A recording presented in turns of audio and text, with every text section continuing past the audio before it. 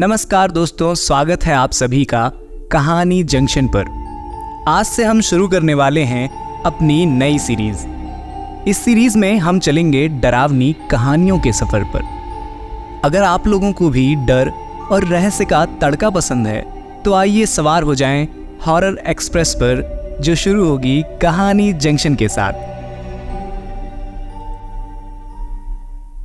कहते हैं प्रकृति से ज्यादा खूबसूरत कुछ भी नहीं, जैसे ईश्वर ने सारी की सारी सुंदरता प्रकृति में ही भर दी हो। कभी ध्यान से देखा है इन पहाड़ों को जो आसमान की ऊंचाइयों को छूते हैं? कभी ध्यान से देखा है उन नदियों को जो पहाड़ों से निकलकर समंदर तक का अपना सफर पूरा करती हैं? कभी ध्यान से देखा है उन हरे भरे पेड़ों को जो जंगल की खूबसूरती को बढ़ाते हैं?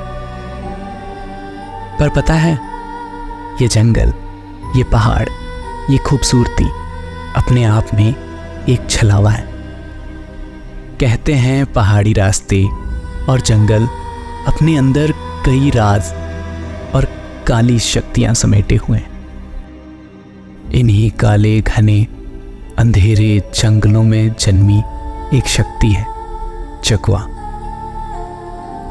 ये कहानी है अमन की, जो फिलहाल गुड़गांव में अपने ऑफिस में बैठा हुआ है और बाहर की तरफ कुछ बच्चों को खेलते हुए देख रहा है। शायद उन बच्चों में उसे अपना बचपन दिख रहा है कि तभी अचानक उसका दोस्त रोहित कैबिन में अंदर आ जाता है। कहाँ खोया हुआ है यार, क्या सोच रहा है? अमन उसकी ओर मुड़ता है और कहता है, यार कुछ नहीं, सोच रहा हूं कि कहाँ इस कॉर्पोरेट दुनिया में फंस गए हैं। बचपन में सोचते थे कि बड़े हो जाएंगे तो यहाँ घूमेंगे, वहां घूमेंगे, जो मन करेगा वो खाएंगे। यहाँ इस 9 से 5 की दुनिया में फंस कर रह गए हैं। अपने घर से इतना दूर यहाँ इस कंक्रीट के जंगल में इसलिए रह रहे हैं ताकि हमारी फैमिली एक अच्छी जिंदगी बिता सके।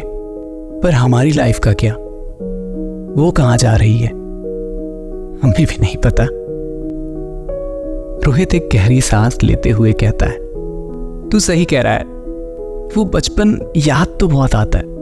इन जिम्मेदारियों के चक्कर में हमने उसका गला घोट दिया है। पर तू ही बता यार, कुछ ही तो छुट्टियां मिलती हैं। त्योहार पर घर जाना होता है, वीकेंड पर रेस्ट करना होता है। हम करे तो करे क्या? इस बार लंबा वीकेंड आ रहा है, उसमें कहीं घूमने चलते हैं हम चारों। नीरज और महेश अंदर आते हुए बोलते हैं, लंबा वीकेंड? दोनों हैरानी से पूछते हैं। देख भाई, 15 अगस्त को थर्सडे है, फ्राइडे को ऑफ ले लेंगे, Saturday and Sunday and Monday को तो रक्षाबंधन है, तो हमारे पास 5 दिन है घूमने के लिए। नीरज सबको समझाते हुए कहता है। इस तरह चारों दोस्त का प्लान बनकर तैयार हो जाता है। चारों दोस्त नैनीताल, पिथौरागढ़ और मुंशियारी के पहाड़ों को घूमने के लिए निकलते। प्लान था कि दिल्ली से काठगोदाम पहुंचते ही वो एक होटल में रूम लेके फ्रेश होंगे और उसके बाद नैनीताल जाने के लिए निकल जाएंगे। प्लान के हिसाब से ही सभी दोस्त सुबह काठगोदाम पहुंचते हैं। काठगोदाम पहुंचकर होटल में रेस्ट करते हैं और थोड़ी देर बाद टैक्सी लेकर चारों नैनीताल पहुंचते हैं। वहां पहुंचकर अमन को एक अजीब सी शांति का एहसास होता है। वो रोहित से कहता है, आज लग रहा है मेरा बचपन फिर से वापस आ रहा है। फिर सभी बोटिंग करते हैं और शाम को वापस रूम पर जाकर सो जाते हैं। अगले दिन सुबह हल्द्वानी में होटल खाली कर सब किराए की टैक्सी लेकर पिथौरागढ़ के लिए रवाना हो जाते हैं। अमन गाड़ी चला रहा होता है तो वहीं रोहित आगे वाली सीट पर बैठा होता है और नीरज और मुकेश पीछे बैठे नज़ारों के मजे ले रहे होते हैं। प्लान के मुताबिक पिथौरागढ़ पहुंचने में उन्हें शाम तक का वक्त लगना था, तो मौज मस्ती करने के लिए रुक रुक कर खाने पीने का मजा लेते हैं और पिथौरागढ़ की ओर बढ़े चले जाते हैं। वैसे तो इन लोगों को पिथौरागढ़ पहुंचने में शाम तक का ही वक्त लगता, पर रास्ते में एक जगह लैंडस्लाइड की वजह से रास्ते में ही अंधेरा हो जाता है। वैसे तो इस रास्ते में रात को गाड़ियां चलाने पर रोक है, पर जो गाड़ियां रास्ते में हों उन्हें मंजिल तक पहुंचने के लिए छूट दे दी जाती है। करीब 10 बजे के आसपास अमन गाड़ी को एक होटल के बाहर रोकता है। रोहित और बाकी सब उतरकर होटल के अंदर जाकर रूम के लिए बात करते हैं। रूम में जाकर सब खाना मंगाते हैं और खाना खाकर सभी लोग सोने लग जाते हैं। रात को एक अजीब सी आवाज से अचानक रोहित की आंखें खुल जाती हैं। वो देखता है एक भयानक नजारा, जिसे देखकर उसकी चीख उसके गले में ही अटक जाती है। वो देखता है कि अमन, नीरज और महेश तीनों खून से लथपथ पड़े हैं। उनके मुंह से खून निकल रहा है। गले पर, हाथों पर, गाल से मांस के कुछ टुकड़े गायब हैं। ऐसा लग रहा था जैसे कि कोई उन्हें नोच कर खा रहा हो। तभी अचानक अमन नीरज के हाथ को जोर से काटता है और एक बड़ा मांस का टुकड़ा खींच कर निकाल लेता है और उसे खाने लगता है। रोहित की चीख निकल जाती है। आवाज सुनकर तीनों उसकी तरफ बढ़ने लगते हैं। रोहित उनसे बचने के लिए इधर उधर भागने लगता है, पर उसे कोई रास्ता नजर नहीं आता है, तो वह खिड़की से कूद जाता है। वह भागते भागते सड़क पर आ जाता है और एक गाड़ी से टकराकर बेहोश हो जाता है। अगली सुबह जब रोहित को होश आता है तो वो खुद को एक कमरे में और लोगों से घिरा हुआ पाता है। रोहित अपने आसपास देखता है और पूछता है, मैं कहाँ हूं? भीड़ से एक आदमी बाहर आकर जवाब देता, तुम धारी धमोरा में हो। रात को तुम यहां से 5 किलोमीटर पीछे एक टैक्सी से टकरा गए थे। टैक्सी वाला तुम्हें यहां छोड़कर गया। तुम इतनी रात को बीच सड़क पर क्या कर रहे थे?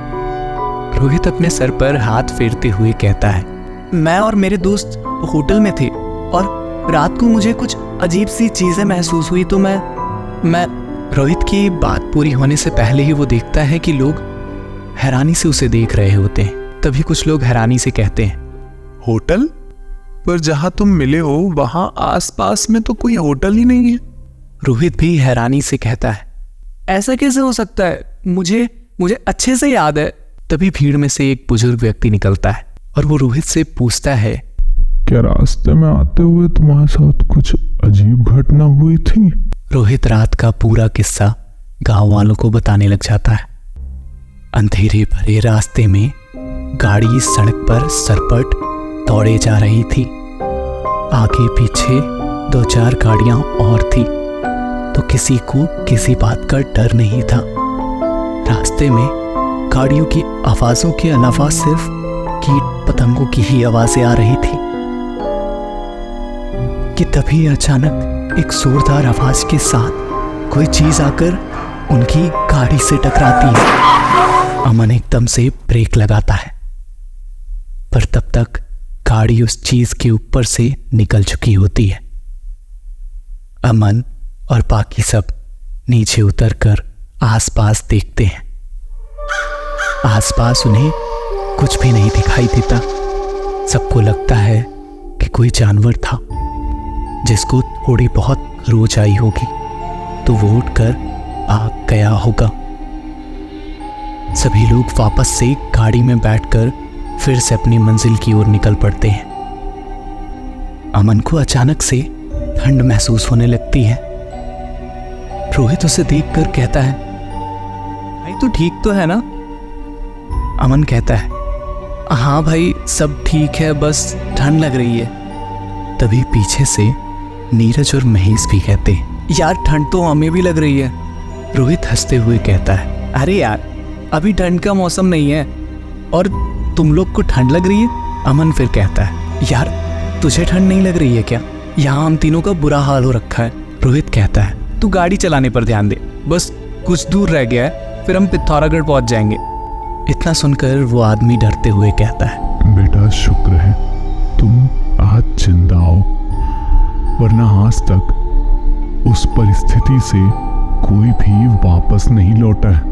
रोहित पूछता है, ऐसा क्यों कह रहे हैं आप? ऐसा क्या है वहां? और मेरे दोस्त कहाँ हैं? गांव वाले कहते हैं, बेटा अब तुम्हारे दोस्त इस दुनिया में नहीं रहे, वो चकवा के जाल में फंस गए हैं। चकवा, ये क्या होता है? वो आदमी फिर कहता है, पहाड़ी रास्ते और पहाड़ी जंगल अपने अंदर कई राज और काली शक्तियां समेटे हुए। इसी तरह चकवा भी एक काली शक्ति से जन्मा छलावा है। वो पहाड़ों पे आने वाले लोगों को उनके रास्ते से भटकाकर अपनी छलावे की दुनिया में ले जाता है। कभी वो किसी जानवर के रूप में आता है, कभी किसी मानव के, तो कभी कभी वो किसी चीज़ का भी रूप ले लेता है, जैसे कार, मोबाइल, पर्स। इसीलिए पहाड़ों में रात में यात्रा करना मना होता है। परंतु कुछ लोग मजबूरी में, तो कुछ लोग जानबूझकर रात में यात्रा करते हैं और उसके जाल में फंस जाते हैं। तुम लोग भी कल उसका शिकार बन गए।